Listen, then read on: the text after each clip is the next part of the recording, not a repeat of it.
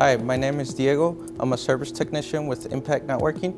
I'm here to show you how to solve lines on your copies, just like this, when using the top feeder. So if you scan a document and you get a line on your copy, most likely the small glass on the copier is dirty. It could be whiteout, it could be a pen mark. In this case, I have a whiteout mark. You want to scratch off the whiteout, and after you scratch it out, you want to grab glass cleaner, spray it on the towel, not on the copier.